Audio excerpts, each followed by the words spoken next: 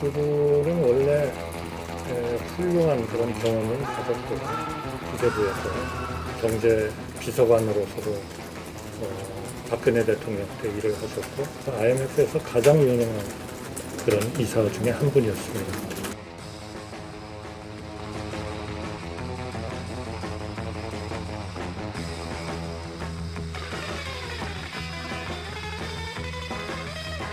제가 여쭤본 의원들 100%가 지금 반대를 하고 있습니다. 이게 당이 반대하는 인사를 왜 계속해서 기용하려고 하는 건지, 왜 고집을 피우시는 건지 저는 이해할 수가 없고요.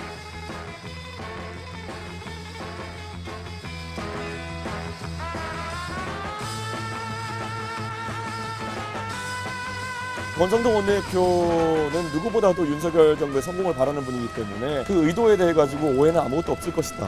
저는 이렇게 판단합니다.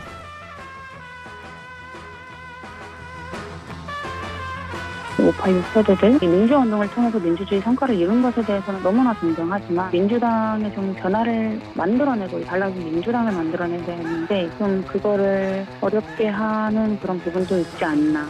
당의 어려운 지점, 문제점을 솔직하게 얘기했는데 그게 협의되지 않았다는 이유로 책상을 치고 지도부로서 잣길이 없고 이런 얘기가 밖으로 나가버리게 되면 이제 그때부터 말하지 말라는 얘기 아닙니까? 명예퇴직할 때 명예퇴직 수당도 막 줘서 이렇게 하고 그런 것들이 다 있는데 갑자기 불쑥이 너희 나가라 막 이런 식으로 하면 얼마나 폭력적이고 위압적이에요.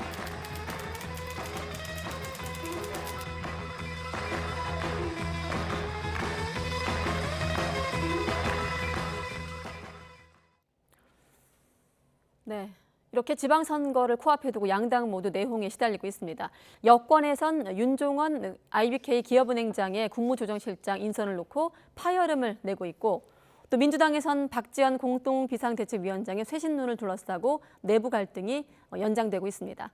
나이트 포커스 오늘은 김민아, 김수민 시사평론가 두 분과 함께하겠습니다. 안녕하십니까? 안녕하십니까? 네, 여권에선 이렇게 국무조정실장 인선 놓고 갈등이 표출되고 있거든요. 먼저 좀 발언을 들어보시죠. 제가 여쭤본 의원들 100%가 지금 반대를 하고 있습니다. 이게 당이 반대하는 인사를 왜 계속해서 기용하려고 하는 건지, 왜 고집을 피우시는 건지 저는 이해할 수가 없고요. 과거에 자신과 근무 인연이 있다는 이유만으로 그 사람만 중용을 하게 되면은 그야말로 속칭 그 회전문 인사가 되는 것입니다. 한덕수 총리께서 결심만 하면은 새로운 인물은 얼마든지 많이 있다. 필요하면 우리도 추천할 수 있다. 그렇게 말씀드립니다.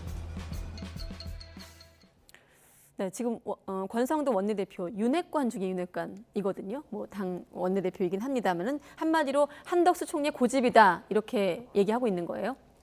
네, 일단 한덕수 국무총리를 주 타겟으로 놓고 있는 것은 권성동 원내대표가 차마 윤석열 대통령에게 공격을 할 수는 없기 때문일 것으로 보여집니다. 그리고 윤석열 대통령이 책임 총리에 대해서 입장을 몇 번 표명을 했었기 때문에 일단은 한덕수 총리가 직접적으로 인사를 전적으로 맡아서 한 그런 윤종원 국무조정실장 지명이라고 보고 있는 것 같고요. 네.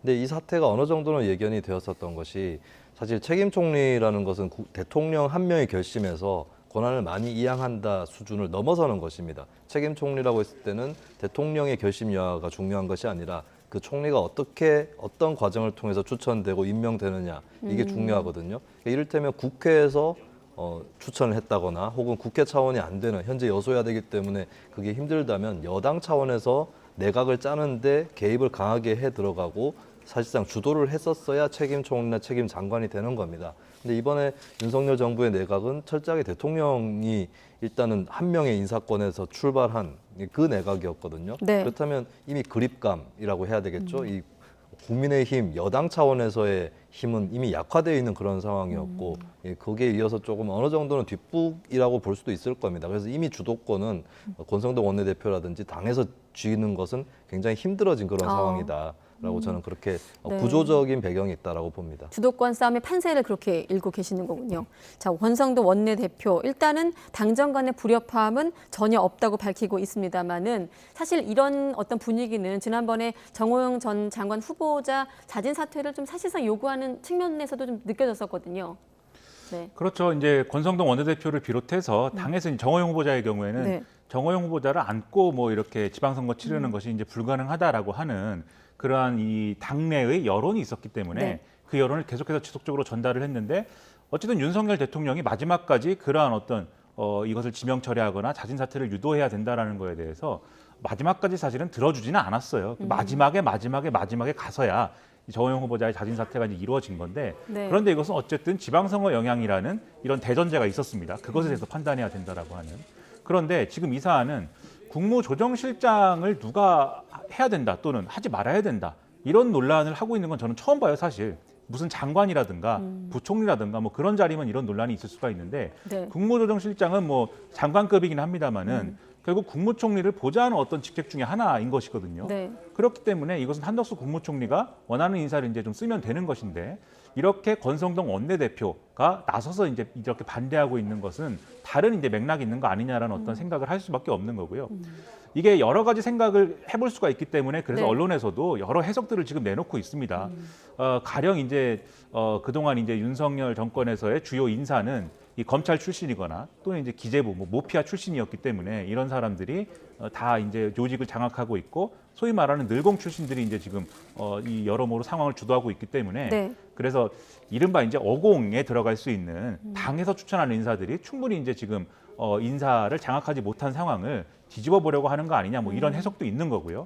그리고 국무조정실장이라는 자리가 또 나중에 보면은 경제부총리 후보군 중에 하나거든요. 사실 이렇게 되면은 예를 들면 김동연 지금 경기도지사 후보의 그랬었죠. 경우에도 예. 과거 국무조정실장 하고 다음 정권에서 이제 부총리 하고 이렇게 됐던 거고 또 홍남기 부총리도 이전에 국무조정실장을 거친 다음에 부총리를 한 이력을 가지고 있는데 그렇다고 하면은 추경호 부총리가 뭐 영원히 하진 않으니까 이후에 추경호 부총리 이후에 또 가장 유력한 부총리로서 이 전임 정부의 경제수석 출신이 하는 게 이제 맞느냐 그런 후보군에 들어가는 게 맞느냐 하는 판단도 있을 수가 있고 여러 가지 네. 생각을 할 수가 있겠습니다. 이제 이 본의가 뭐냐는 지금 정권 핵심부에서도 핵심에 있는 사람들만 이 본질을 알 수 있을 것 같고요. 결국은 이제 주변에서 이런저런 이유 아니겠느냐라고 지금 추측을 할 수밖에 없는 이런 상황인데 네. 다만 흥미로운 점은 이 윤종원 국무조정실장이 과연 임명이 되느냐라는 것에도 있겠지만 네. 권성동 원내대표가 이 윤종원 국무조정실장이 임명이 되는지 안 되는지에 따라서 지위가 좀 달리 평가될 수 있다는 점이 저는 오히려 더 흥미롭지 않나 생각을 합니다. 아까 김수민 평론가가 얘기했던 그 주도권 싸움에서 좀 이어지는 맥락이네요. 그 말씀. 권성동 원내대표가 정호영 후보자 말씀도 하셨습니다만 네. 사실은 그 이전에 검수완박 국면에서 이 검찰 수사권 축소 국면에서 이 국회의장의 합의안에 대해서 합의를 한다고 했는데 그게 이제 윤석열 대통령과 한동훈 지금 법무부 장관이 사실상 뒤집는 어떤 과정이라는 게 있었던 거잖아요. 네네. 이게 이제 언론이 많이 쓰는 용어로 하면 물을 먹었던 건데 근데 이번에 또 만약에 윤종원 국무조정실장은 안 된다 이렇게 입장을 냈는데 윤석열 대통령이 그래도 이 인사는 한덕수 총리가 하는 거다라고 해버리면 네. 사실 그러면 권성동 원내대표는 윤핵관인가 아닌가 혹시 윤멀관은 아닌가 이렇게 될 수가 있어요. 그럼 상당히 이 정권 내에서의 지위가 지금 축소되는 것이기 때문에 네. 이런 맥락까지 고려를 해보면 권성동 원내대표가 뭐 윤종원 이 전 수석에 대한 나름대로의 인사의 판단도 있겠지만 본인의 지위나 어떤 걸 가지고 나름대로 지금 승부수를 던지고 있는 거 아니냐 이런 해석도 나오고 있는 게 사실입니다. 윤핵관이 아니고 윤멀관이요? 처음 들어봐요. 윤석열 대통령으로부터 멀어진 관계자일 수 있다. 네, 가까웠을지는 모르지만. 윤핵관과 윤멀관에 대한 어떤 해석이었고 시간 관계상 단답형으로 한번 질문 드려볼게요. 지금 쭉 얘기를 들었는데 결국 이 질문으로 좀 귀결되는 거 아니겠습니까? 그래서 대통령이 지금 고심 중이라고 알려지고 있는데 임명을 할까요? 저는 한덕수 국무총리의 고집이 이 사건의 최후 변수가 아닌가 싶습니다. 윤 대통령 쪽에서는 좀 저하는 기류가 읽혀요. 왜냐하면 흔쾌히 받아들이고자 했다면 오늘 정례회의, 국무회의가 정례회의가 있었거든요. 네. 그렇다면 국무조정실장 임명장을 주고 정식으로 이제 내각에 합류시키는 것이어야 할 텐데 네. 아직까지 하지 않았다는 거는 한덕수 총리가 조금 알아서 정리해 주기를 바란다라고 하는 신호인 것 같습니다. 근데 한덕수 총리 쪽의 설명도 나름 논리적이에요. 그러니까 사실 이번에 찍히게 된 이유가 윤종원 지명자 같은 경우 문재인 정부 때 소득주도 성장을 폈다라고 하는 것이 이제 여당 내에서의 반대 이유인데, 근데 사실 이제 한덕수 총리의 설명에 따르면 오히려 소득주도 성장으로 되어 있던 것을 포용 성장 수준으로 바꿨다라고 라고 하는 그런 얘기도 하고, 그리고 이제 앞으로 어떤 경제 안보가 결합되어 있는 그런 세계 정세로 가고 있는 것이 이번에 네. 한미 정상회담에서도 나타났는데 지난 윤종원 지명자의 이력 이런 것들이 거기에 쓸만하다라고 판단하는 것 같습니다. 그렇다면 이제 한덕수 총리가 계속해서 고수를 한다면 윤 대통령도 금방 임명된 총리에 대해서 국무조정실장 정도 인사는 양보를 결국엔 할 수도 있는 거거든요. 근데 한덕수 총리가 어디까지 버틸지 이것이 마지막 관건이 아닌가 그렇게 생각을 합니다. 저도 뭐 비슷하게 판단을 하는데요.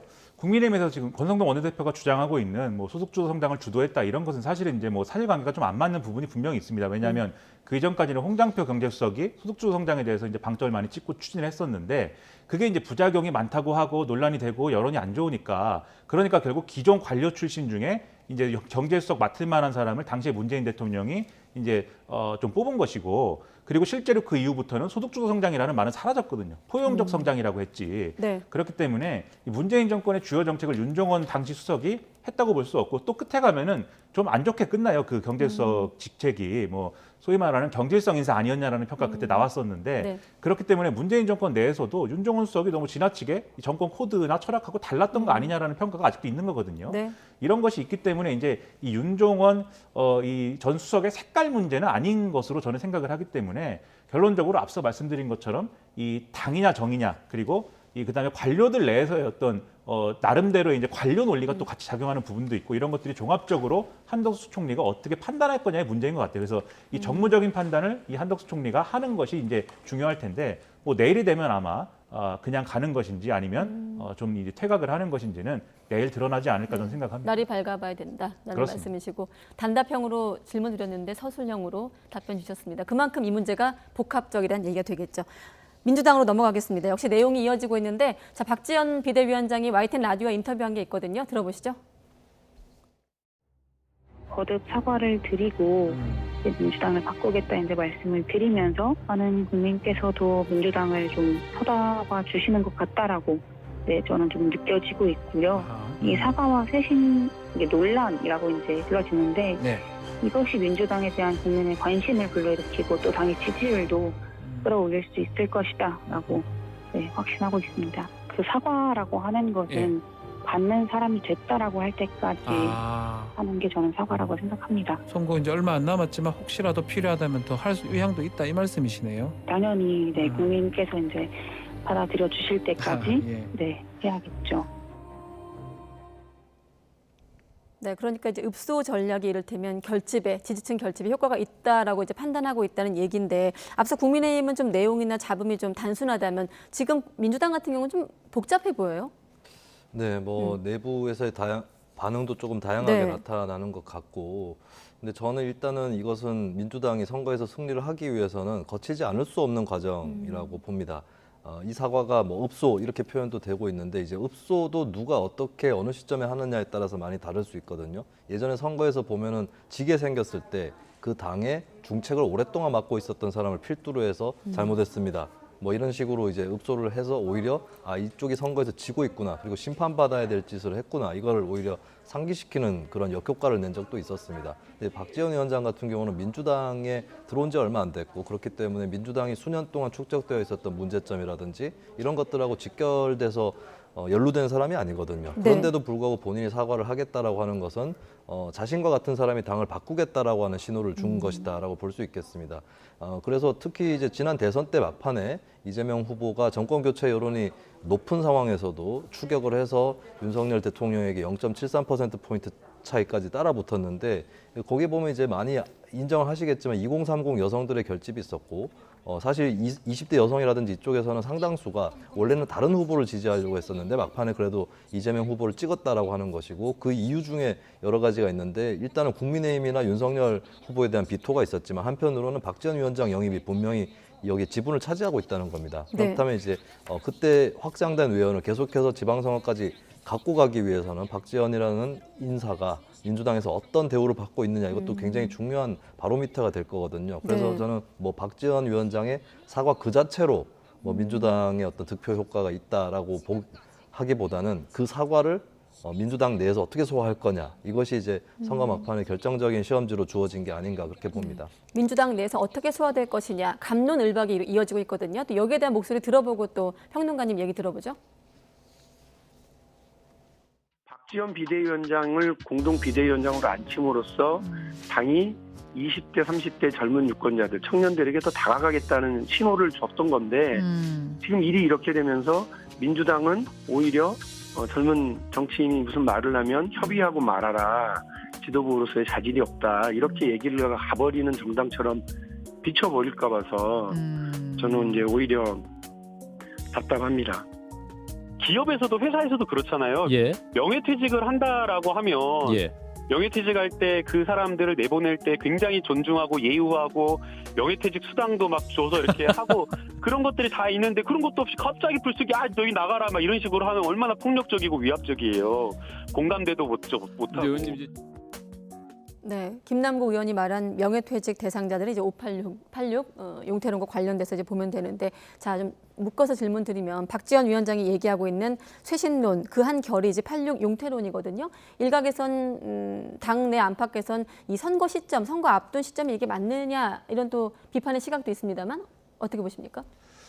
이게 앞서 김수인 평론가님이 뭐 소화를 하는 것이 어떻게 소화를 하느냐가 문제라고 그랬는데 네. 지금 보신 장면은 소화가 안 되고 있는 상황입니다. 소화 불량의 상태인 것이죠. 그렇기 때문에 지금 이제 좋은 효과는 분명히 낼 수가 없어요. 이게 처음부터 이게 이런 방식으로 좋은 효과를 내려고 했으면은 이 선거 초기부터, 그리고 더 멀게는 사실은 대선 패배 직후부터 민주당이 그러면 우리가 대선에 졌으니까 어떤 점에서 국민들의 눈높이를 맞추지 못했는지, 어떤 방식으로 쇄신할 것인지, 또 어떻게 혁신할 것인지 이런 것들을 가지고 논의를 쭉 해오다가 이번 선거가 돼서 국민들에게 좀 사과도 하고 앞으로 거듭나겠다고 하고 믿어달라고 하고 이런 읍소전략으로 갔으면, 그러면 뭐 지지층 결집도 하고 그다음에 중도에서의 어떤 호응도 있고 이랬을 거라고 저는 보는데 네. 그렇지 않았거든요. 대선 지고 나서 뭐 기세등등했고 뭐 0.73%포인트 정도밖에 안 졌다. 네. 기세등등했고 그다음에 이제 국민들이 다수가 동의하지는 않는 방식으로 검찰 수사권 축소 이 법안을 뭐 밀어붙였고, 이게 뭐 꼼수 탈당이다 이런 얘기까지 나오면서 절차적인 문제까지 드러내면서 밀어붙였고,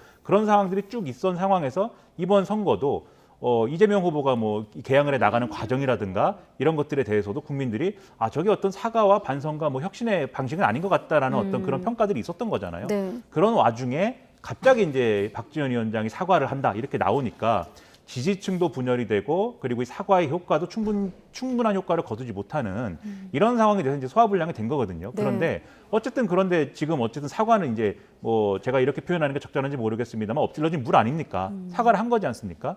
그러면 이 사과의 의미를 잘 살릴 수 있는 방향으로 마지막 뭐 지금 선거 막바지라고 할지라도 네. 그런 방향으로 최대한 살릴 수 있게 노력을 해야 되는데, 요 한 3일간은 거의 그렇지 않은 방향에서 이 갈 수 있는 최악의 방향으로 이제 가버렸거든요. 네. 다만 이제 오늘 뭐 박지원 위원장하고 윤호중 공동비대위원장하고 뭐 봉합을 시도할 것이다라는 언론 보도도 있었고, 오늘 좀 두 사람 다 일정이 이제 비공개 활동을 하기 위한 일정을 조금 비운 게 아니냐 이런 지금 추측도 나오고 있기 때문에 뭐 내일 어떻게 될지는 뭐 내일 봐야 되겠습니다만은 네. 어쨌든 지금까지 온 과정에서는 적어도 이게 사과의 내용, 진정성, 그다음에 뭐 이런 내용이 좀 민주당이 필요하다라는 네. 평가와는 별개로 선거에는 긍정적인 영향을 미치지 못하고 있다라고 냉정하게 판단할 수밖에 없는 거죠. 네, 날이 밝으면 확인할 뉴스들이 여럿 있네 오늘. 바쁘겠습니다. 말씀 들어보니까 내일. 네. 자, 또 다른 갈래로 여러 가지 목소리가 나오고 있거든요. 특히나 문희상 전 의장 같은 경우는 맹자 문구까지 꺼내서 쓴소리를 하고 있고, 또 당내뿐 아니라 이를테면 이제 그대로 전하면 개딸 팬덤이 있지 않습니까? 그 안에서 찬반 의견이 분분한 상황이고, 이런 당 안팎의 분위기가 아까 말씀하신 어떤 소화와 좀 연결해서 본다면 어떻게 좀 흘러갈까요? 좀 어지럽게 흘러가는 것 같습니다. 민주당 개파 구도의 문제이기도 한데요. 네. 어디서부터 어디까지 무슨 파인지 이런 것들이 잘 분간이 안 갑니다. 그러니까 국민들이 보기에도 친문이 주류인지 친명이 주류인지 이런 것들부터 헷갈리기 시작하는, 네. 제가 봤을 때는 굉장히 세분화돼 있고 그것이 어디부터 어디까지 얽혀 있는지도 좀 불분명한, 네, 그래서 이제 서로 간의 눈치를 보기도 하면서 결국에는 좀 팬덤 쪽으로 휩쓸려 가기도 하는 그런 구도이기 때문에 이 구도가 쉽게 바뀔 것 같지는 않습니다. 네. 그래서 민주당의 본격적 시험대는 이번 선거가 끝나고 나서 또 펼쳐질 가능성이 높아 보이고요.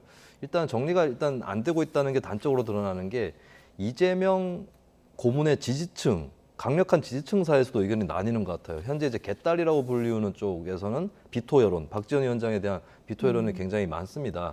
사실 근데 이 개딸 팬덤이 과연 2030의 일반적인 민주당 지지층을 대변하는 것인가? 그쪽은 오히려 박지원 위원장이 더 잘 대변하고 있다고 보여지는 게 또 최근 SNS에서 나타나고 있는 박지원을 지키자라고 하는 해시태그 운동이 펼쳐지고 있거든요. 제가 그 해시태그로 검색을 해서 리트윗이 많이 되고 있는 포스팅을 좀 클릭을 해봤어요. 그리고 그 포스팅을 누가 쓰고 있는지를 봤는데 프로필에 이재명 지지자라고 밝힌 사람들이 또 많았습니다. 그러니까 이재명 지지층이 나뉘어가지고 한쪽은 박지원 비토, 한쪽은 박지원 지지를 하고 있는 이런 좀 복잡한 상황이 펼쳐지고 있는 거죠. 근데 이런 현상이 왜 민주당에 벌어지냐면 책임 있는 리더십의 형성이 안 되었기 때문입니다. 근데 어떻게 보면 박지원 위원장이 이번에 하나의 고지를 잡은 것은 이번 선거 결과에 따라서 물론 박지원 위원장의 처우도 달라지긴 하겠지만 어쨌든 이런 불분명한 상황 그리고 책임지는 세력의 미약함 이런 것들에도 불구하고 어쨌든 당에 들어온 지 얼마 안 됐음에도 책임지고 먼저 나섰다. 깃발을 먼저 들었다라고 하는 그 의의는 분명히 있다라고 보여집니다. 네, 또 그렇게 좀 복합적으로 볼 수 있다는 게 또 이재명계 좌장인 정성호 의원 메시지는 좀 또 다르거든요, 토니?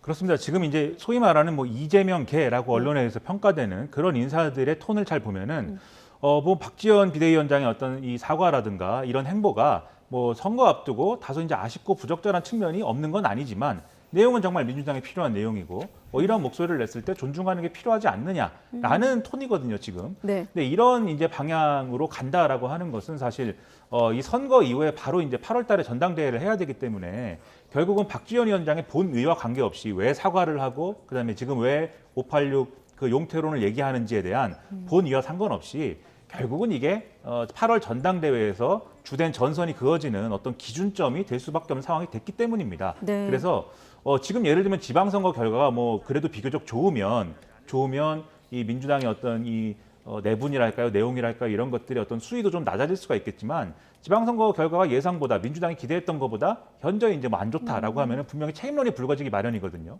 그런데 그 이전에 이제 상황이나 이런 것들을 돌이켜 보면 그 책임론의 핵심 중에는 이런 얘기도 있었을 거예요. 박완주 의원 징계한 거에 대해서 이거 박지원 위원장이 주도한 거 아니냐, 그럼 박지원 위원장이 책임 있는 거 아니냐라는 이 심리를 갖고 있는 지지층이 있습니다. 일부가 지금 굉장히 강하게 반대를 하고 있는 네. 그 지지층의 여론이 있을 것이고 그 지지층의 여론에 이제 좀 편승을 해서 이게 이 박지원 위원장의 잘못도 있지만 결국 총체적으로 보면은 이재명 후보의 잘못이 상당히 크지 않느냐라고 하는 소위 지금 얘기하면 좀 뭐랄까요 비이재명이라고 할까요? 그런 흐름들이 아마 있을 거예요. 네. 근데 여기에 대해서 이 박지원 위원장이 이 지금 사과를 한 것과 586 용태론을 얘기한 거는 박지원 위원장의 본의와 상관없이 그게 아니다. 이재명 이제 그 후보하고 그다음에 박지원 위원장 본인의 어떤 책임이라기보다는 결국 대선 때 약속한 586 용태론이라는 것을 현실화시키지 못했고 반성하지 못했고 쇄신하지 못했기 때문인 게 지방선거 패배의 주요 원인 아니냐. 그 원인 제공은 누가 한 것이냐. 이렇게 갈 수 있는 어떤 징검다리가 네. 놔져버린 거거든요.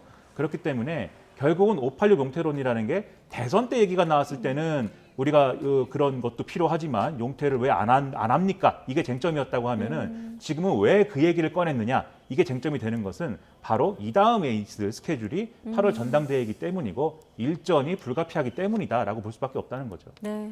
8월 전당대회까지 어떤 스케줄을 짚어주셨습니다. 아무튼 뭐 물밑에서 뭐 지금 이 시각이라도 밤 사이에 또 물밑에서 어떤 흐름이 좀 바뀔지 한번 내일 날이 밝으면 뉴스를 통해 확인하겠습니다.